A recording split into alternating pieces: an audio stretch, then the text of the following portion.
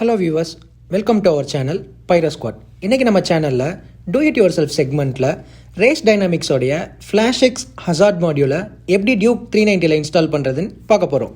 இந்த மாடியூலோடைய டீட்டெயில் லிங்க்கை டிஸ்கிரிப்ஷனில் கொடுத்துருக்கேன், மறக்காமல் செக் பண்ணி பாருங்கள். ஃப்யூச்சரில் இந்த மாதிரி நிறையா two it your self video பார்க்குறதுக்கு நம்ம சேனலை மறக்காமல் சப்ஸ்கிரைப் பண்ணுங்கள்.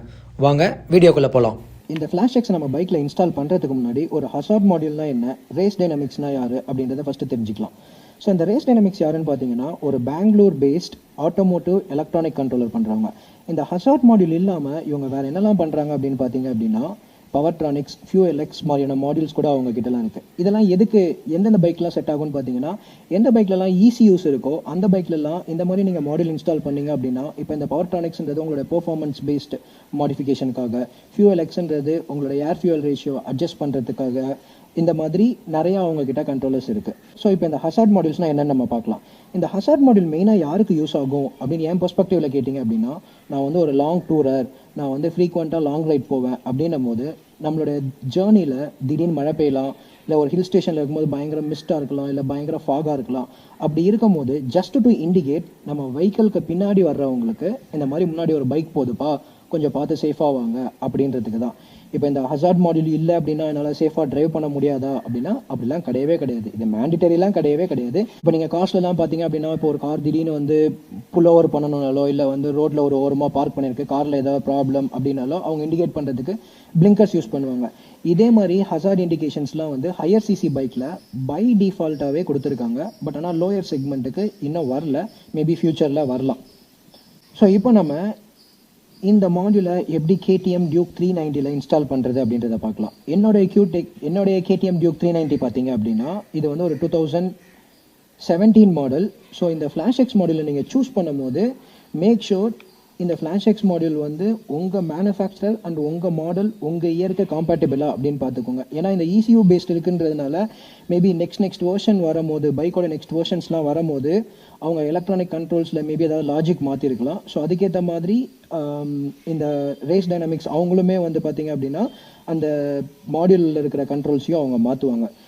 இந்த ஃப்ளாஷ்எக்ஸ் மாடியூலோடைய டாப் செல்லிங் ஃபீச்சர்ஸ்லாம் என்னென்னு பார்த்தீங்கன்னா, ஃபஸ்ட்டு ப்ளக் அண்ட் ப்ளே. இந்த ப்ளக் அண்ட் ப்ளே ஏன் ரொம்ப முக்கியம் அப்படின்னு நீங்கள் பார்த்தீங்க அப்படின்னா, இந்த மாதிரி ECU ட்ரிவன் பேஸ்ட் இருக்கிற யூனிட்ஸில் எல்லாமே இந்த பேட்டரியிலேருந்து வர 12 வோல்ட் எல்லா எலக்ட்ரானிக்ஸ் காம்போனன்ட்ஸ் அண்ட் சென்சார்ஸ்க்கு கரெக்டான வோல்டேஜில் போகணும்.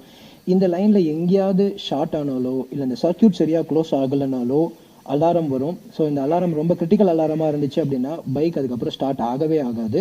So it's better to go with plug and play. ஏன்னா ஏதாவது ப்ராப்ளம் அப்படின்னா இந்த மாடியூல் மட்டும் நம்ம கழட்டிட்டு அகெயின் ஸ்டாக் மாதிரியே நம்ம யூஸ் பண்ண ஆரம்பிச்சிக்கலாம். மற்ற மாடியூலை விட இதில் இருக்கிற ஒரு யூனிக் ஃபீச்சர் என்ன அப்படின்னா இந்த டெயில் லேம்ப் இன்டெகிரேஷன். இந்த டெயில் லேம்ப் இன்டெகிரேஷன் என்னென்னா 60 பேட்டர்ன்ஸில் ஒரு சில பேட்டர்ன்ஸ்லாம் வந்து பார்த்தீங்கன்னா உங்களோட டெயில் லேம்புமே உங்களோட இண்டிகேட்டர்ஸ் மாதிரி பிளிங்க் பண்ண வைக்க முடியும்.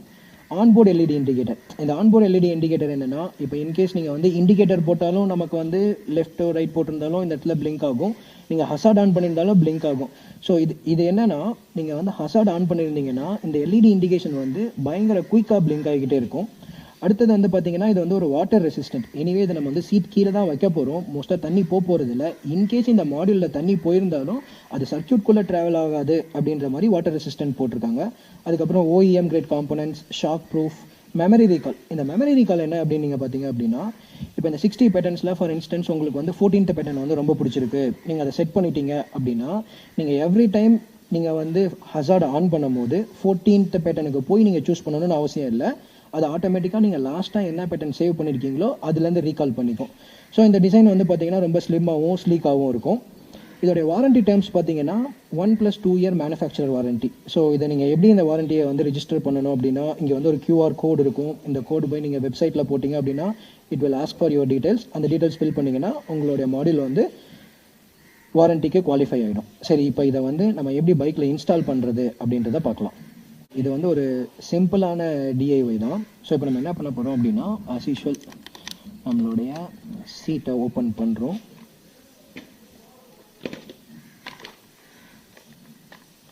ஸோ இதுதான் வந்து பார்த்தீங்கன்னா ஸ்டாக் செட்டப். ஸோ இதில் வந்து இந்த இடத்துல தான் நம்ம வந்து அந்த ஃப்ளாஷ்எக்ஸ் மாடியூலை போடுவோம்.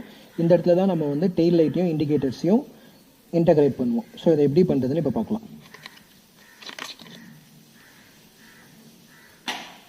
ஸோ இதை நான் ஃபஸ்ட்டே சொல்லிட்டேன், இது வந்து ஒரு ப்ளக் அண்ட் ப்ளே மாடியூல் அப்படின்றது.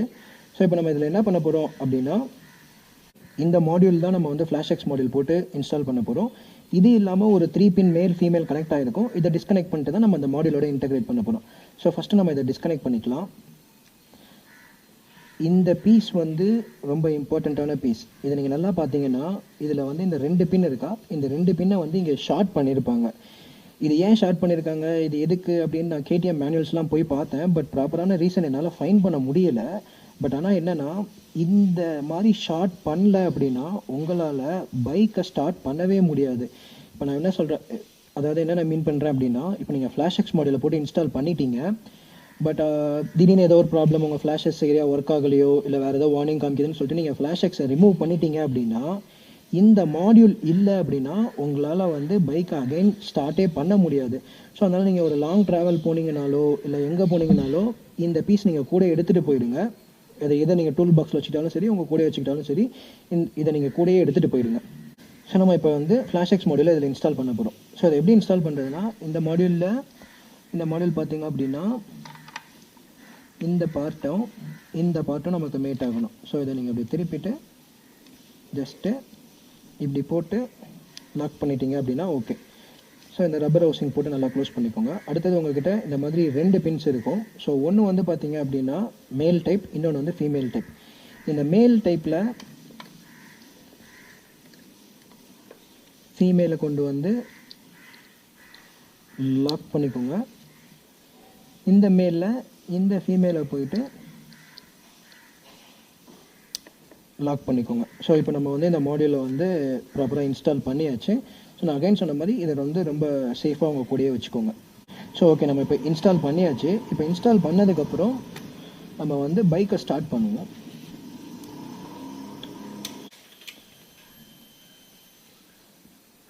ஸோ இப்போ நீங்கள் ஸ்டார்ட் பண்ணோன்னே ஒரு 3 டைம்ஸ் வந்து டிஃபால்ட்டாகவே ஹசார்ட் ஆன் ஆகிட்டு ஆஃப் ஆகிடும்.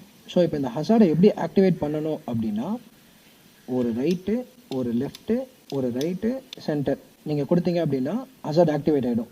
ஹசார்ட் ஆக்டிவேட் ஆகிடுச்சா இல்லையான்னு தெரிஞ்சுக்கிறதுக்கு இங்கே பார்த்தீங்க அப்படின்னா இந்த ஆன்போர்டு எல்இடி சொல்லியிருந்தால இது வந்து குயிக்காக பிளிங்க் ஆகிட்டே இருக்கும். ஸோ அப்படின்னா உங்களுக்கு வந்து ஹசார்ட் வந்து ஆன்லேயே இருக்குது அப்படின்னு அர்த்தம். ஃப்ரண்ட்டில் எப்படி இருக்குன்னு சொல்லிட்டு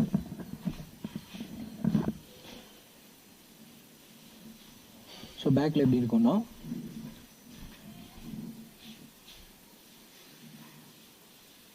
ஸோ இப்போ இந்த பேட்டர்ன் வேணால் எனக்கு வேறு பேட்டர்ன் வேணும் அப்படின்னா, இப்போ நீங்கள் ஒரு வாட்டி இதை கிளிக் பண்ணிங்க அப்படின்னா இப்போ அடுத்தது வந்து இது மாறும்.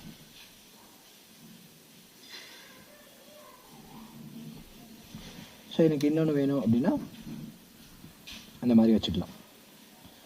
ஸோ இந்த மாதிரி 60 பேட்டர்ன்ஸில் உங்களுக்கு எது ஃபேவரட்டான பேட்டர்னோ நீங்கள் சூஸ் பண்ணிக்கலாம். ஸோ ஒன்ஸ் இந்த பேட்டர்ன் சூஸ் பண்ணதுக்கப்புறம் இதுதான் எனக்கு ஃபைனலைஸ் ஆகிடுச்சு அப்படின்னா நீங்கள் இதை வந்து ரைட் அழுத்திட்டு சென்டர் கொடுத்தீங்க அப்படின்னா ஓகே ஆகிடும். ஸோ ஹசார்டை ஆன் பண்ணுறதுக்கு ஒரு ரைட், ஒரு லெஃப்ட், ஒரு ரைட், சென்டர். சேஞ்ச் பண்ணுறதுக்கு லெஃப்ட் அழுத்திட்டே இருந்தீங்கன்னா 60 பேட்டர்ன்ஸ் மாறிக்கிட்டே இருக்கும். உங்களுக்கு பேட்டர்ன்ஸ் பிடிச்சதுக்கப்புறம் இந்த பேட்டர்ன் நீங்கள் சூஸ் பண்ணுறதுக்கு ரைட், சென்டர் பண்ணிங்க அப்படின்னா அது சூஸ் ஆகிடும். ஸோ இதுக்கப்புறம் நீங்கள் எந்த பேட்டர்ன் சூஸ் பண்ணியிருக்கீங்களோ ஆஃப் பண்ணி ஆன் பண்ணிங்க அப்படின்னா அதே மெமரி ரீகாலில் அந்த பேட்டர்னே பை டிஃபால்ட் இருக்கும். ஸோ நீங்கள் வந்து ரைட், லெஃப்ட், ரைட் ஆன் பண்ணிட்டு போய் பார்த்தீங்க அப்படின்னா டிஃபால்ட்டாக அந்த பிளிங்கர் டைப்பே வரும்.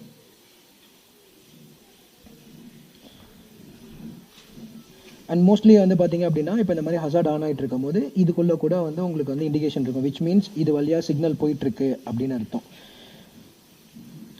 ஸோ இப்போ நான் இதில் இது இல்லாமல் நான் இன்னொரு ஒரு குயிக் டிப் சொல்கிறேன் பாருங்கள். இந்த பைக்கில் வந்து இதுதான் ஃபியூஸ் பாக்ஸ். இந்த ஃபியூஸ் பாக்ஸை நீங்கள் ஓப்பன் பண்ணீங்க அப்படின்னா இதில் நிறையா ஃபியூசஸ் இருக்கும். ஸோ இந்த பேட்டரியிலேருந்து வர்றது ஒரு காம்பனண்ட்டுக்கு போகிறதுக்கு முன்னாடியும் இந்த ஃபியூஸ் பாக்ஸ் வழியாக தான் போகும். இன்கேஸ் இந்த ஃப்ளாஷ் மாடியூல் நீங்கள் போட்டு ஒர்க் ஆகலை அப்படின்னு இருந்துச்சுன்னா ரொம்ப பேனிக் ஆகாதீங்க. இதை போட்டு வண்டியை ஸ்டார்ட் பண்ணி பாருங்கள். ஸ்டார்ட் ஆகிடுச்சு அப்படின்னா ஓகே, வாரண்டியில் இருந்துச்சுன்னா நீங்கள் வாரண்டியில் கிளைம் பண்ணலாம். அப்படி இல்லை அப்படின்னா டேரெக்டாக நீங்கள் வந்து ஒரு சர்வீஸ் சென்டரோ இல்லை நீங்கள் எங்கே வாங்குனீங்களோ எடுத்துகிட்டு போகிறதுக்கு பதிலாக இந்த ஃபியூஸ் பாக்ஸை ஓப்பன் பண்ணி ஜஸ்ட்டு அதில் வந்து ஃபியூஸ் நம்பர் 7 நீங்கள் பார்த்தீங்க அப்படின்னா அது ஷார்ட் ஆகிருக்கா, அப்படி இல்லை அப்படின்னா பேர்ன் ஆகிருக்கான்னு நீங்கள் பார்த்தீங்க அப்படின்னா அது பேர்ன் ஆகிருந்துச்சுன்னா ஜஸ்ட் அந்த ஃபியூஸ் மட்டும் போயிடுச்சு, அதை மட்டும் ரீப்ளேஸ் பண்ணால் போதும், மற்றபடி வேறு எதுவும் இல்லை. ஸோ இப்போ நம்ம அகைன் பேக் டு லாக் பண்ணிடலாம்.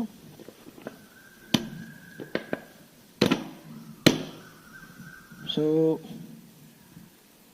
இப்போ இந்த மாதிரி ஹசார்ட் ஆன் ஆகிருக்கும் போது இப்போ நீங்கள் ஆஃப் பண்ணணும் அப்படின்னா இண்டிகேட்டர் போட்டு இப்படி நீங்கள் ஆஃப் பண்ணிக்கலாம். ஸோ இந்த ஹசார்ட் ஆக்டிவேட் பண்ணுறதுக்கு நீங்கள் என்ன பண்ணுவீங்க, ஒரு ரைட்டு ஒரு லெஃப்ட்டு ஒரு ரைட்டு சென்டர் கொடுத்தீங்க அப்படின்னா ஹசார்ட் ஆக்டிவேட் ஆகிடும். ஸோ இப்போ ஹசார்ட் ஆக்டிவேட் ஆகிடுச்சு. பட் நான் இப்போ ரைட்டில் இண்டிகேட் பண்ணணும் அப்படின்னா நீங்கள் ஜஸ்ட்டு ரைட் மட்டும் மாற்றினீங்க அப்படின்னா அதை வந்து ரைட் மட்டும் டேர்ன் ஆக ஆரம்பிச்சிடும். சென்டர் பட்டன் அழுத்தினீங்கன்னா ஆஃப் ஆகிடும். இந்த மாடியூலை என் பைக்கில் இன்ஸ்டால் பண்ணுறதுக்கு முன்னாடி கேடிஎம் சர்வீஸ் சென்டர்ஸில் நான் நிறைய கேட்டு பார்த்தேன், இந்த மாதிரி மாடியூல் போடலாமா, ஏதாவது ப்ராப்ளம் வராதா அப்படின்னு சொல்லிட்டு. அவங்க சொன்னது எல்லாமே அது வந்து உங்களுடைய ஓன் ரிஸ்க் தான், நாங்கள் எதுவும் பண்ண முடியாது அப்படின்ற மாதிரி தான் அவங்க சொன்னாங்க. ஸோ அதில் நான் அண்டர்ஸ்டாண்ட் பண்ணிக்கிட்டது என்னென்னா, it's better to go with plug and play one. ரெண்டாவது, நம்ம எந்த மாடியூல் வாங்கி போடுறோம் அப்படின்றத பொறுத்து. இப்போ நான் ஏன் ரேஸ் டைனமிக்ஸ் போனேன் அப்படின்னா, இவங்க ஆல்ரெடி ஆட்டோமோட்டிவில் இருக்கிறதுல தான் நிறையா பண்ணுறாங்க அப்படின்றதுனால அவங்கக்கிட்ட வாங்கினா கொஞ்சம் ரிலையபிளாக இருக்கும் அப்படின்னு சொல்லிட்டு நான் அதை வாங்கி போட்டேன். ஸோ இந்த மாதிரி பைக்ஸில் வேறு என்ன மாட்ஸ் பண்ணலாம் அப்படின்னு உங்களுக்கு ஏதாவது ஐடியா இருந்துச்சுன்னா நீங்கள் சொல்லுங்கள். எங்களால் முடிஞ்சால் நாங்கள் ட்ரை பண்ணி பார்க்குறோம். தேங்க்ஸ் ஃபார் வாட்சிங்.